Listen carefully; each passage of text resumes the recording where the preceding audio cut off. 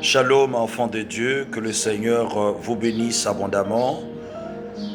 Voici le jour que le Seigneur nous a accordé. Que ce soit pour nous un sujet de joie et d'allégresse. Voilà pourquoi en cette journée, j'interdis à tout ce qui peut venir détruire ta vie, tout ce qui peut venir s'interposer entre toi et ta bénédiction dans cette journée. La pensée de Dieu pour nous en ces jours se trouve dans le livre de Daniel, le chapitre 2e du 31e au 34e verset. La parole déclare ceci. J'ai lu au nom du Seigneur Jésus-Christ. Ô roi, tu regardais et tu voyais une grande statue. Cette statue était immense et d'une splendeur extraordinaire. Elle était debout devant toi et son aspect était terrible. Si tu as une Bible à papier, souligne là où on a écrit « et son aspect était terrible ». La tête de cette statue était d'or pur, sa poitrine et ses bras étaient d'argent, son ventre et ses cuisses étaient de reins, ses jambes de fer, ses pieds en partie de fer et en partie d'argile. Le verset 34, là où le Seigneur nous donne le message pour ces jours. Tu regardais, lorsqu'une pierre se détacha, sans le secours d'aucune main, frappa le pied de fer et d'argile de la statue, il les mit en pièces. Voilà le message que le Seigneur te donne ce matin, mon frère, ma soeur. Je ne sais par quoi tu es en train de passer. Tu te dis, qui viendra me sauver? On t'a été déjà signifié pour que tu sois déguerpi de la maison. Les enfants sont chassés. Tu ne sais même pas comment tu vas fêter. Tu as été refusé par plusieurs ambassades. Tu te dis, c'est fini, est-ce que pourrais-je encore voyager? C'est comme un géant qui s'est dressé au-devant de toi. Cette maladie qui ne finit jamais. Tu as fait des analyses, des dialyses, tout le temps, mais il n'y a pas de solution. Tu as déjà traversé des pays, de continents, pour chercher la guérison. Tu ne l'as jamais eu. Tu es rentré. Le médecin t'a dit, il faut seulement attendre ta mort parce que nous ne pouvons rien. Tu as été retourné à la maison où on a retourné ton père, ta mère, ton enfant, ta femme, ton mari à la maison. Tu as quelqu'un dans le coma. Le médecin dit, bon, nous comptons le jour. Oui, cette situation, bien-aimé de Dieu, qui te tracasse, cette humiliation dans la belle famille, parce que tu n'as pas eu d'enfant, tu as été frappé de stérilité depuis que tu es dans le mariage. La valeur que tu avais au début de ton mariage, tu n'en as plus. Pour que tu manges, il faut que tu prennes des produits pharmaceutiques. À cause de cette maladie, tu as des problèmes avec ta femme à cause de faiblesse sexuelle. Tu te dis, c'est fini, je vais perdre ma femme. C'est fini, ton homme est parti. Il t'a laissé avec les enfants. Ton homme est parti. Tu n'as plus d'espoir. Bien-aimés frères et sœurs dans le Seigneur, le Seigneur me dit de te dire aujourd'hui, parce que dans le verset 31, la dernière partie, on dit l'aspect de cette statue était terrible. Cette situation que tu traverses, toi-même tu dis que c'est terrible. C'est au-delà de ma force. C'est au-delà de mes moyens, de mes capacités. Bien-aimés frères et sœurs dans le Seigneur, voici la bonne nouvelle que le Seigneur te donne aujourd'hui. J'aimerais te dire que c'est une journée d'espoir. Une journée rempli d'espoir, parce que il y a un secours. Le verset 34, la Bible dit, tu regardais. C'est le roi qui regardait dans son rêve. Cela veut dire que le roi était stupéfait. Le roi ne comprenait pas l'explication de cette statue qui était terrible au devant de lui. Est-ce que ça signifiait quoi? Il était troublé. Peut-être que tu es troublé par ce qui vient d'arriver. Tu viens de perdre un être cher. C'est lui qui payait pour toi les études. Tu viens de perdre ton mari. Il était tout pour toi. Il était en même temps ton père. Il était en même temps ta mère. Il était tout pour toi. Mais il est parti.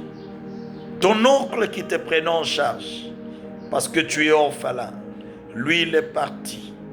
Oui, c'est comme cette statue au devant du roi.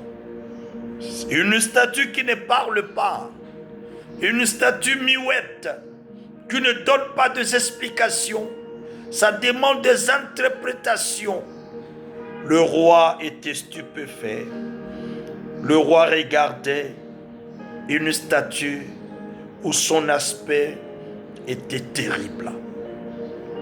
Mais bien-aimés frères et sœurs dans le Seigneur, dans le verset 34, la Bible dit, tu regardais lorsqu'une pierre se détacha, sans le secours d'aucune main. Alléluia. Gloire à Jésus. Voilà ton message ce matin, mon frère, ma sœur. Tu es fatigué. Avec ces médicaments, tu es fatigué. Tu es devenu ami de pharmacie, de pharmacien, ami de médecin. Parce qu'à tout moment, tu dois consulter le médecin. Le Seigneur me dit de te dire ce matin, il y a une secours qui arrive. Et cette secours ne dépendra pas de l'humain. Ça ne dépendra pas de quelqu'un de cette terre. Mais ce secours qui vient de nulle part, ce secours bien-aimé s'appelle une pierre. La Bible dit, il s'appelle la pierre angulaire. La pierre qu'ont rejeté le bâtisseur est devenue la principale de l'angle.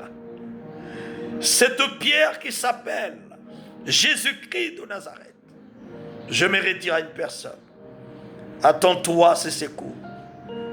Toi-même tu ne le sauras pas. Quand est-ce que ça arrivera?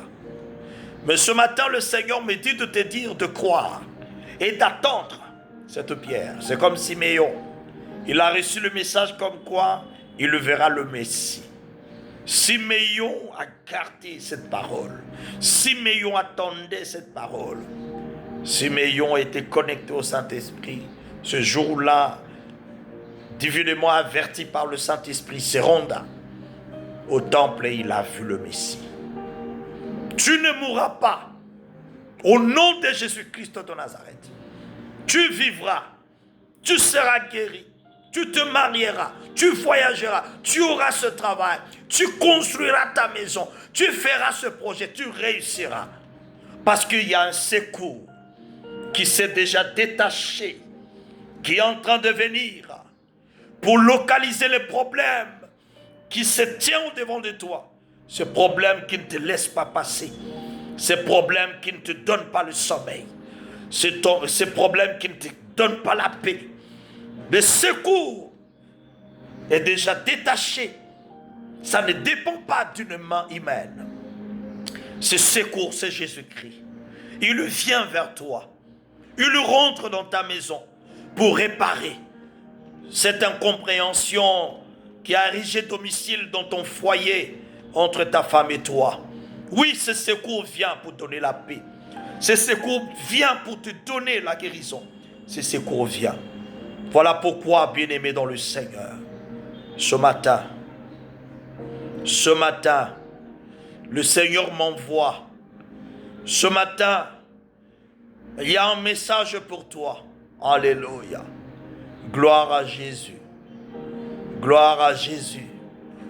Je sens vraiment la présence de Dieu alors que je suis en train de parler ici. Je sens véritablement la présence de Dieu. Alléluia. Oh mon Dieu. Mon Dieu. Bien-aimé dans le Seigneur, ne perds plus espoir. Ne perds plus espoir. Parce que je sens la présence de Dieu. Je sens sa présence. Je sens qu'il est là, bien-aimé dans le Seigneur. Attends-toi à un secours. Attends-toi à l'intervention rapide de Dieu. Attends-toi à ta guérison. Tu seras guéri. Et le jour où tu seras guéri, tu ne sauras même pas. Parce que ça sera une surprise. Dieu va te surprendre. Avant la fin de cette année, Dieu va te surprendre. Ils t'ont combattu dans la famille, ils t'ont combattu dans le lieu de travail, ils t'ont combattu dans le quartier. Je ne sais d'où vient ton combat, mais il y a un secours qui vient de nulle part. Il y a un secours qui vient de nulle part. Il y a un secours qui vient de nulle part. Une pierre se détacha sans le secours d'aucune main, frappa le pied. Jésus va lui-même frapper.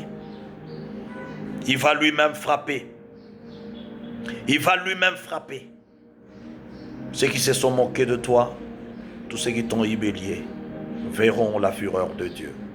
Parce que s'il y a une statue qui a son aspect terrible, il y a également un Dieu redoutable. Il y a un Dieu redoutable qui est le lion de la tribu de Juda. Il est le Dieu redoutable. Il vient pour régler le problème. Il vient pour trouver des solutions à tous les problèmes. Marche tête haute. Le secours de Dieu arrive. Et c'est pour ta guérison. Tu vas remarquer qu'après ce moment, les choses vont commencer à changer. Les choses vont s'accélérer. Tu vas le voir. Tu vas palper de tes doigts. Parce que Jésus-Christ est le même. Hier, aujourd'hui et éternellement. Que le Seigneur vous bénisse abondamment.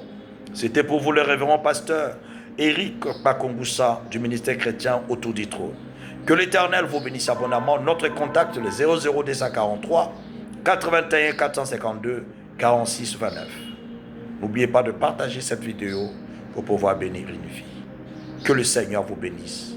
Shalom à toutes et à tous.